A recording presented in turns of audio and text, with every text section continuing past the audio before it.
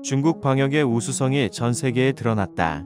시진핑이 방역에 기여한 개인과 단체 등에 약 2,000개의 훈장과 표창을 주면서 한 말입니다. 어른들은 수영장에서 풀파티를 즐기고 아이들은 마스크 없이 등교해 수업을 듣습니다. 이런 모습을 보면 중국은 이미 바이러스를 다 물리치고 일상으로 돌아온 것처럼 보이는데요. 이는 최근 시진핑이 공식적으로 방역 전쟁에서의 승리를 선언했기 때문입니다. 시진핑은 최근 바이러스의 종식을 선언하며 백신과 치료제 개발에 기여한 연구원 4명에게 인민영웅이라는 칭호를 수여했습니다. 시진핑은 이날 중국의 위대한 방역 정신을 보여주었다. 중국 정치 체계가 방역 과정에서 집행 능력, 난제를 해결하는 능력에서 우세를 보였다고 말하며 중국인임을 자랑스러워해야 한다고 강조했습니다. 중국 당국의 국뽕작전은 이것뿐만이 아니었는데요. 이번 사태의 극복 과정을 담은 다큐멘터리를 방영하며 중국의 정치, 문화, 사회의 우수성이 증명되었다고 외쳐댔습니다. 중국은 22일간 국내 확진자가 0명이었던 점을 강조하며 방역전쟁에서의 승리를 선언했는데요. 이상한 점은 중국에서 한국으로 입국한 사람 5명이 확진을 받았다는 겁니다.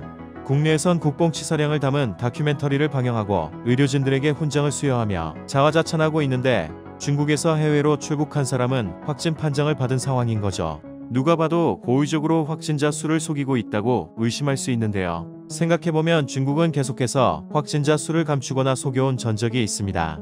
최초로 바이러스의 출현을 알렸던 의사 리월량은 작년 12월 변종 바이러스의 존재를 알렸으나 괴담 유포자로 체포되었습니다. 그는 이후 훈계서를 받고 풀려났으나 바이러스에 감염되어 사망했던 사례가 있는가 하면 시신포대를 실은 승합차 영상을 올리며 우한 실태를 고발했던 팡빈 실종, 우한의 영상을 담아 공개했던 천추스 실종, 전직 CCTV 기자 리쩌화 실종.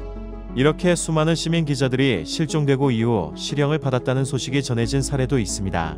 또 바이러스 확산의 이유를 시진핑의 방역 실패를 들어 비판했던 쉬장룬 칭화대 교수는 체포 뒤 해임 그리고 출국 금지 조치를 당했습니다.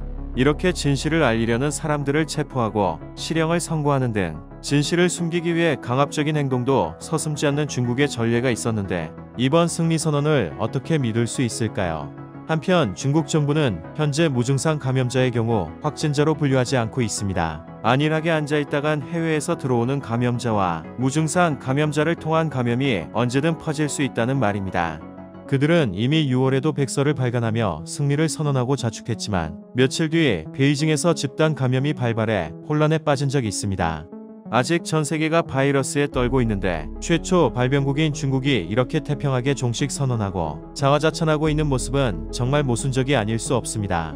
이에 WHO는 특정 국가를 지목하진 않았지만 정치적 의도로 통계를 속이는 행위는 분명 후폭풍을 맞을 것이라고 지적했습니다.